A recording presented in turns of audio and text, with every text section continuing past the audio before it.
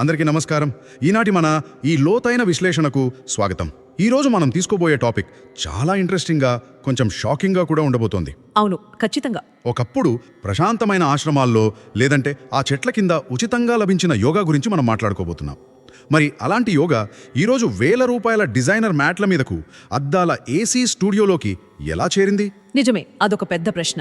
అసలు డబ్బు లేనివారు ఉదయం లేచినప్పటి నుండి రాత్రి పడుకునే వరకు క్షణం తీరికలేని సామాన్యులు యోగా చేయలేరా? మన ముందున్న సోర్సెస్ ఈరోజు దీని వెనుకున్న ఒక షాకింగ్ వాస్తవాన్ని బయటపడుతున్నాయి. ఈనాటి మన డీప్ డైవ్ లక్ష్యం కూడా అదే, ఆ ఖరీదైన భ్రమల వెనుకున్న అసలు నిజాన్ని బయటికి తీయడం. ఇక్కడ మనం ప్రధానంగా గమనించాల్సిన విషయం ఒకటి ఉంది. అదేమిటంటే, ఈ మార్కెట్ శక్తులు యోగాను కేవలం ఒక ఫిజికల్ ఫిట్నెస్ ప్రోడక్ట్గా మార్చేశాయి. ఒక కమర్షియల్ ప్రోడక్ట్ లాగా అన్నమాట. అవునవును. బరువు తగ్గడానికో లేదా శరీరాన్ని విల్లులా వంచడానికో చేసే ఒక వ్యాయామం అనే ముద్ర వేశారు. కానీ ఆ సోర్సెస్లోని మూలాల్లోకి గనక మనం వెళ్తే, యోగా అనేది ఒక సంపూర్ణ జీవన విధానం. రైట్. అది ఉదయం నిద్రలేచినప్పటి నుండి రాత్రి పడుకునే వరకు మనిషి చేసే ప్రతి పనిలోనూ ఇమిడి ఉండే ఒక తత్వం. ఈ వాస్తవం మరుగున పడిపోవడం వల్లే ఒక సామాన్యుడు తనకు యోగానికి మధ్య ఒక అదృశ్య గోడ ఉందని బలంగా నమ్ముతున్నాడు. ఆ అదృశ్య గోడల గురించి మన డేటా చాలా స్పష్టంగా చెబుతోంది. ఒక పేద వ్యక్తిని ఉదాహరణగా తీసుకుంటే, ఉదయం లేచినప్పటి నుండి రాత్రి వరకు ఆకలి తీర్చుకోవటం, మనుగడ సాగించడమే వాళ్ళ ప్రథమ కర్తవ్యం. ఖచ్చితంగా. ఇక మధ్యతరగతి వారి పోరాటం ఇంకోలా ఉంటుంది. సమాజంలో హోదా కాపాడుకోవటం, పిల్లల చదువులు, క్రెడిట్ కార్డు బిల్లులు, ఈ అప్పుల వాయిదాలు, ఈ పరుగు పందెంలో పడి యోగా చేయాలనే ఆలోచన ఉన్నా సరే అదొక తీరిక ఉన్న వాళ్ల విలాసం అనే భావనకు వచ్చేశారు. అవును, అదొక లగ్జరీ అనుకుంటున్నారు. అదే కదా. మరి ఇది కేవలం ఆర్థిక సమస్య మాత్రమేనా, లేక మానసిక అడ్డంక అని మీరనుకుంటున్నారు? ఒక రకంగా చెప్పాలంటే ఇది ఈ రెండింటి కలయిక అని చెప్పవచ్చు. ఆర్థిక పరిస్థితులతో పాటుగా ఈ వ్యాపార భ్రమలు కూడా సమానంగా కారణమవుతున్నాయి. ఆన్లైన్లోనో బయట మార్కెట్లోనో చూస్తే మనకేం కనిపిస్తాయి? రంగురంగుల బట్టలు, మ్యాట్లు. అవును, ప్రత్యేకమైన బ్రాండెడ్ దుస్తులు, పర్యావరణ హితమైన ఖరీదైన మ్యాట్లు, ప్రీమియం సబ్స్క్రిప్షన్లు, ఇవన్నీ చూసినప్పుడు ఏ సామాన్యుడికైనా ఇది చాలా డబ్బుతో కూడుకున్న పని అని అనిపిస్తుంది. కేవలం ధనవంతులు మాత్రమే చేయగలిగిన పని అని ఫిక్స్ అయిపోతారు. ఎగ్జాక్ట్లీ. తనను తాను మానసికంగా నిర్బంధించుకుంటాడు. కానీ వాస్తవానికి యోగానికి కావాల్సింది ఏకాగ్రత, శ్వాస మీద ధ్యాస. ఈ రెండింటికి ₹1 కూడా ఖర్చు లేదు. ఇదంతా వింటుంటే నాకు ఒక ఆసక్తికరమైన పోలిక గుర్తొస్తోంది. ఇక్కడ యోగాను వీళ్ళు ఒక విలాసవంతమైన స్పోర్ట్స్ కార్లా మార్చేశారు. ఓ, స్పోర్ట్స్ కార్ లాగానా? అవును. దాన్ని కొనాలి, మెయింటైన్ చేయాలి, దానికి ఒక ప్రత్యేకమైన ట్రాక్ కావాలి, స్పెషల్ పెట్రోల్ కావాలి అన్నట్లుగా ప్రచారం చేస్తున్నారు. కానీ నిజానికి యోగా అనేది మనిషికి పుట్టుకతో వచ్చిన నడక లాంటిది కదా. నడవడానికి ఏమైనా ప్రత్యేకమైన పరికరాలు కావాలా? ఏమీ అవసరం లేదు. అదే, జస్ట్ మనకు మనమే నడుస్తాం. నడక అనే పోలిక చాలా అద్భుతంగా సరిపోతుంది. అయితే నేటి వేగవంతమైన జీవన శైలిలో ఆ సహజత్వాన్ని సైతం మనుషులు కోల్పోయారు. ఇక్కడ సమస్య కేవలం డబ్బు లేదా సమయానిది మాత్రమే కాదు సుమండి. ఇంకేమున్నాయంటారు? భౌతిక, పర్యావరణ పరిస్థితులు కూడా ఎలా గోడలా మారుతున్నాయో మన డేటా వివరిస్తోంది.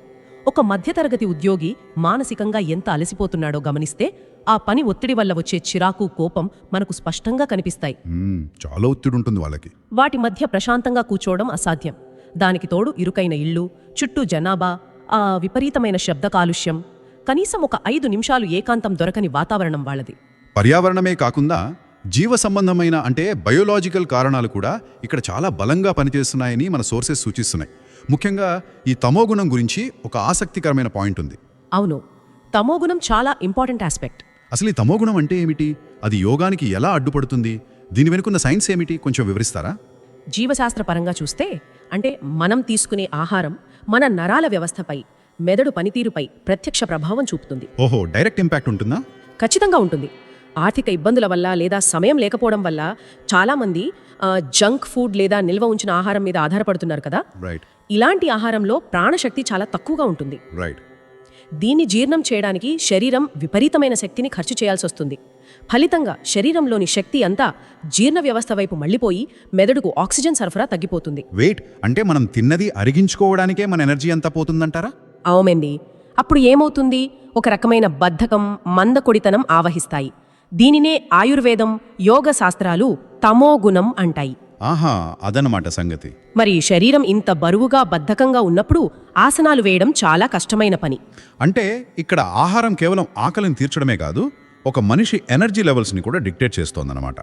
ఇక శారీరక శ్రమ చేసే పేదవారి విషయానికొస్తే పరిస్థితి మరింత విరుద్ధంగా ఉంది. అవును, వాళ్ళ పరిస్థితి వేరు. రోజంతా బరువులు మోసేవాళ్ల కండరాలు నిరంతర ఒత్తిడి వల్ల బాగా బిగుసుకుపోయి ఉంటాయి.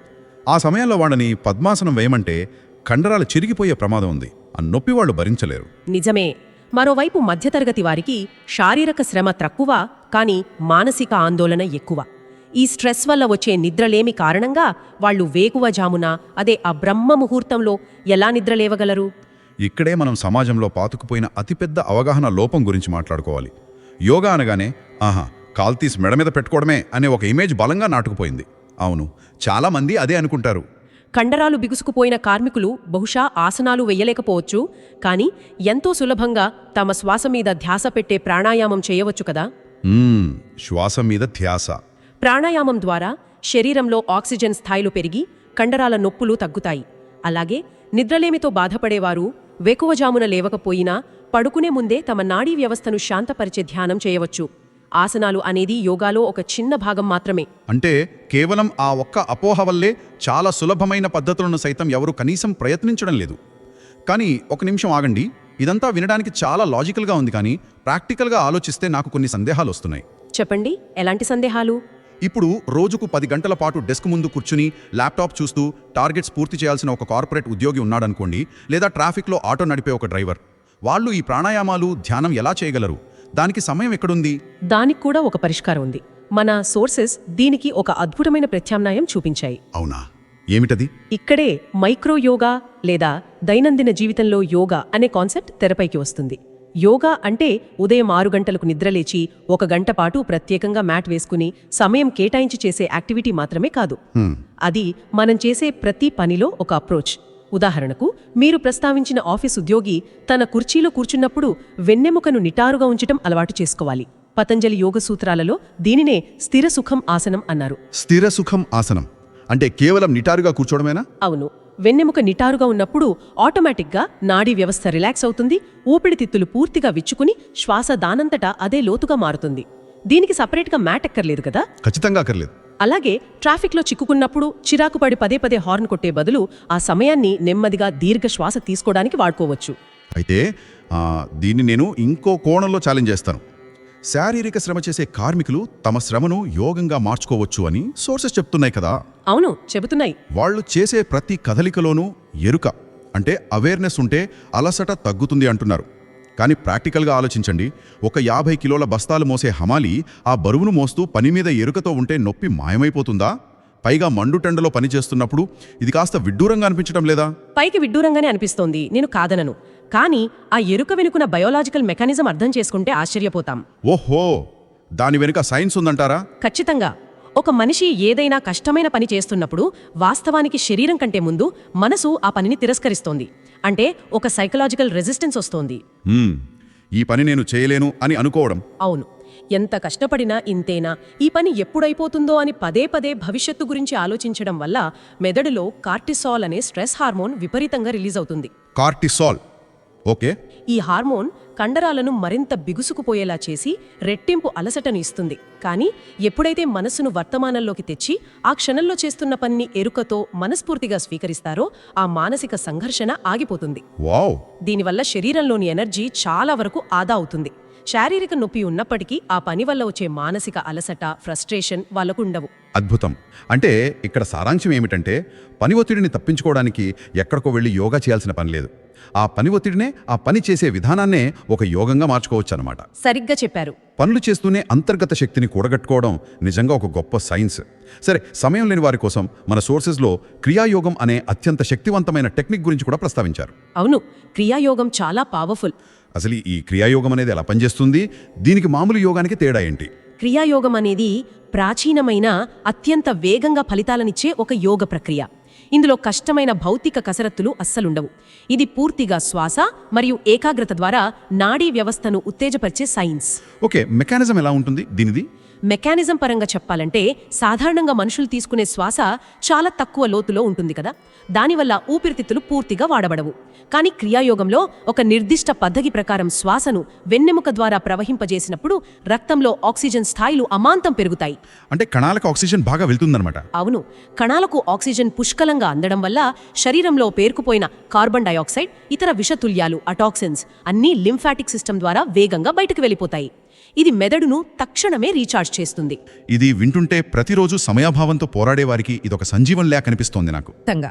రోజుకు 2 పూటలా కేవలం 15 నిమిషాల పాటు ఈ సాధన చేస్తే పని సామర్థ్యం 10 పెరుగుతుంది అని కూడా మన డేటా వివరిస్తోంది.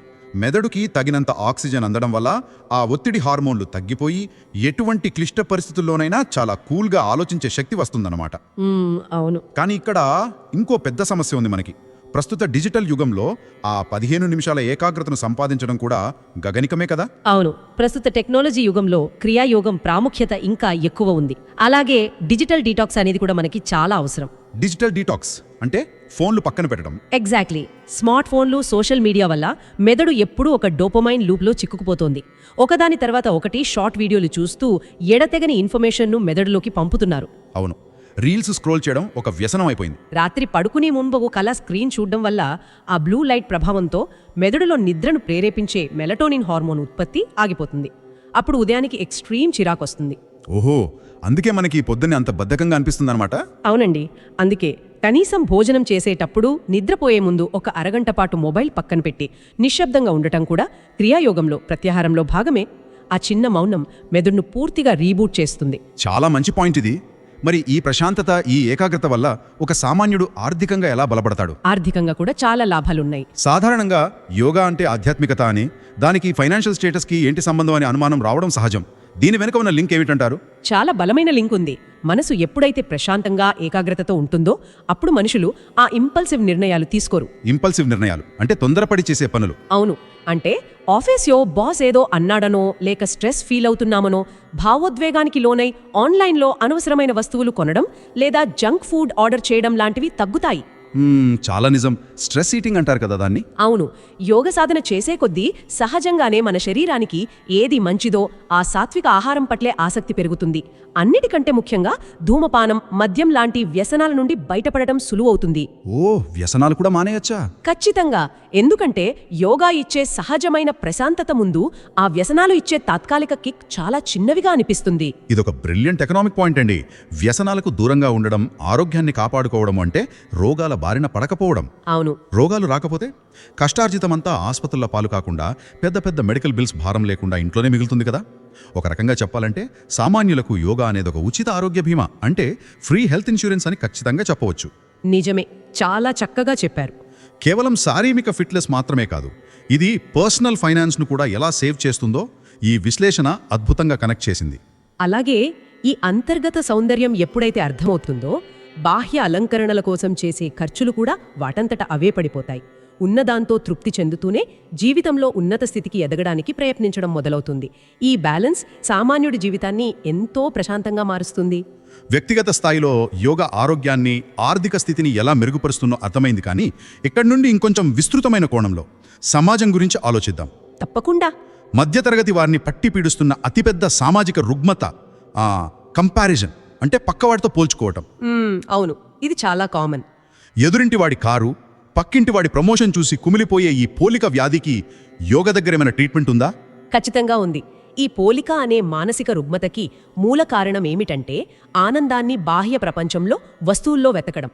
నా దగ్గర ఆ ఖరీదైన వస్తువు ఉంటే నేను ఆనందంగా ఉంటాను అని అనుకోవడం. అవును. సమాజం నన్ను గుర్తిస్తుంది అనుకోవటం వల్లే ఈ అబద్ధతా భావం వస్తుంది. కానీ యోగా ద్వారా అంతర్గత శాంతిని అనుభవించినప్పుడు ఎవరి ఆనందానికి వారే బాధ్యులు అనే సత్యం వాళ్లకు బోధపడుతుంది.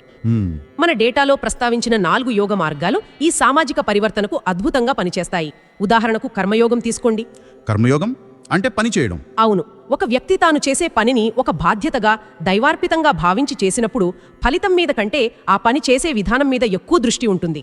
అప్పుడు పక్కవాడికి ఏమొచ్చింది, వాడి ఫలితాలేంటి అనే విషయంతో పోల్చుకునే సమయం, ఆలోచన రెండూ ఉండవు. పని పట్ల ఒక పవిత్ర భావం ఏర్పడుతుంది. అంటే డ్యూటీని దేవుడిలా భావించడం అన్నమాట. చాలా బాగుంది. మరి మిగతా మార్గాలు అంటే జ్ఞానయోగం, భక్తి యోగం విషయానికి వస్తే అవి సామాన్యుడి దైనందిన జీవితంలో ఎలా ఇమిడిపోతాయి? వాటి మెకానిజం ఏంటి? జ్ఞానయోగం అనేది మనిషిలో ఉన్న అజ్ఞానాన్ని తొలగిస్తుంది. అజ్ఞానం అంటే ఇక్కడ చదువుకోపోవడం కాదు సుమండి. మరేమిటి? పరిస్థితులను ఉన్నదున్నట్లుగా కాకుండా మన భయాలతో, పక్షపాతాలతో కలిపి చూడటం. జ్ఞాన యోగం ద్వారా ఈ వాస్తవికతను గ్రహించే విచక్షణ జ్ఞానం అంటే డిస్క్రిమినేషన్ పవర్ పెరుగుతుంది. ఏది శాశ్వతం, ఏది అశాశ్వతం అనే క్లారిటీ వస్తుంది. ఓకే, ఒక క్లారిటీ వస్తుంది. ఇక భక్తి యోగం అనేది మనుషుల్లో ఉండే తీవ్రమైన అభద్రతాభావాన్ని, ఆందోళనలను దూరం చేస్తుంది. ఒక ఉన్నతమైన శక్తికి లేదా విశ్వానికి మనల్ని మనం అప్పగించుకున్నప్పుడు ఒక రకమైన భరోసా దొరుకుతుంది. నా వెనుక ఒక శక్తి ఉంది అనే ధైర్యం భయాలను పారద్రోలుతుంది. ఇదంతా వింటుంటే ఒక విషయం స్పష్టంగా అర్థమవుతుంది. ఏమిటది? ఈ 4 మార్గాలు ఏ మతానికి సంబంధించినవి కావు. ఇవి పూర్తిగా మానవ మనస్తత్వానికి, పరిణామానికి సంబంధించిన స్వచ్ఛమైన సైన్స్. ఖచ్చితంగా 100% పాళ్ళు నిజం. ఇంతటి అద్భుతమైన, ఏ మతానికి సంబంధం లేని ప్రాక్టికల్ సైన్స్ను ఎందుకు కేవలం కొన్ని స్టూడియోలకే పరిమితం చేయాలి? మన ప్రభుత్వ పాఠశాలలో పేద విద్యార్థులకు, ఫ్యాక్టరీలలో కార్మికులకు ఈ విద్యను తప్పనిసరి చేస్తే భవిష్యత్తు తరాలు ఎంత ఆరోగ్యంగా, ఎంత మేధస్సుతో తయారవుతారో ఊహించడానికే చాలా ఆశ్చర్యంగా ఉంది. అది గనక జరిగితే ఒక అద్భుతమైన సామాజిక మార్పును మనం చూడవచ్చు. పిల్లల్లో బాల్యం నుండే ఏకాగ్రత, క్రమశిక్షణ అలవడుతుంది. వాళ్ల బుద్ధి కుశలత వికసిస్తుంది.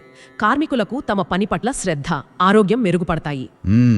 సమాజం బాగుపడుతుంది. సమాజంలోని అసమానతలను తట్టుకుని నిలబడాలంటే ప్రతి ఒక్కరి లోపల ఒక దృఢమైన శక్తి కేంద్రం ఉండాలి. ఒక దృఢమైన, బాధ్యతాయుతమైన సమాజాన్ని నిర్మించడానికి యోగా కంటే సులువైన, ₹1 ఖర్చులేని మార్గం మరొకటి లేదు. నిజమే. మనం ఈ సుదీర్ఘ విశ్లేషణ ముగింపుకు చేరుకున్నాం. ఈరోజు సోర్సెస్ ద్వారా మనం తెలుసుకున్న ప్రధాన సారాంశం ఏమిటంటే, యోగా అనేది ఎక్కడో హిమాలయాల్లోనో లేక ఖరీదైన అద్దాల స్టూడియోలోనో పుట్టిన కేవలం ధనవంతులకు మాత్రమే సొంతమైన విద్య కాదు. అది భూమి మీద పుట్టిన ప్రతి ఒక్కరి జన్మ హక్కు. పేదరికం, ఇరుకైన ఇళ్ళు, సమయం లేకపోవడం ఇవన్నీ యోగానికి గోడలు కాకూడదు. నిజానికి అవే యోగా చెయ్యాలనే దృఢ సంకల్పాన్ని ఇచ్చే ప్రేరణగా మారాలి. కరెక్ట్. ఆరోగ్యమే మహాభాగ్యమనే పాత నానుడిని యోగా మాత్రమే ప్రాక్టికల్గా నిజం చేసి చూపుతుంది అనడంలో ఎలాంటి సందేహం లేదు. వాస్తవమే. మాకు సమయం లేదు అనడం కేవలం మన మెదడు మనకు చెప్పే ఒక సాకు మాత్రమే అని ఈరోజు స్పష్టమైంది కదా. అవును. ఒక మనిషి ప్రాణంతో ఉన్నాడు అంటే శ్వాస ఆడుతోంది అని అర్థం. ఆ శ్వాస ఉన్నంత వరకు ప్రతి క్షణం యోగా చేయడానికి అవకాశం ఉన్నట్లే. మన దైనందిన జీవితంలో పనుల మధ్యలోనే ఒక 5 నిమిషాల ఏకాగ్రతతో, కుర్చీలో నిటారుగా కూర్చోవడంతో, ఒక దీర్ఘ శ్వాసతో ఈ యోగ యాత్రను ఎవరైనా ఎప్పుడైనా ప్రారంభించవచ్చు. ఎక్సలెంట్. ఈరోజు చర్చ మన మనసులో పాతుకుపోయిన ఎన్నో అపోహలను తొలగించి యోగా వెనుక ఉన్న అసలైన బయోలాజికల్, ఎకనామికల్ సైన్స్ను కళ్లకు కట్టింది. అయితే ముగించే ముందు నేను ఒక చిన్న ఆలోచనలు ఇక్కడ వదిలి వెళ్తాను. చెప్పండి. సాధారణంగా మనందరం ఏమనుకుంటాం? నిజమైన యోగి అంటే దట్టమైన అడవుల్లో, మంచు కొండల్లో, కళ్ళు మూసుకుని ఎలాంటి శబ్దాలు లేని నిశ్శబ్ద గుహల్లో ధ్యానం చేసేవాడే అనుకుంటాం. చాలామంది ఇమేజ్ అదే కదా. అవును.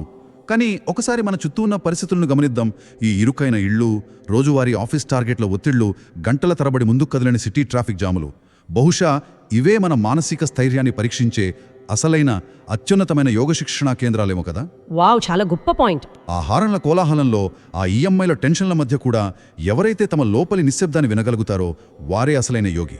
ఆలోచించండి. మరి మరో ఆసక్తికరమైన టాపిక్తో మళ్ళీ కలుద్దాం. తప్పకుండా. అందరికీ నమస్కారం.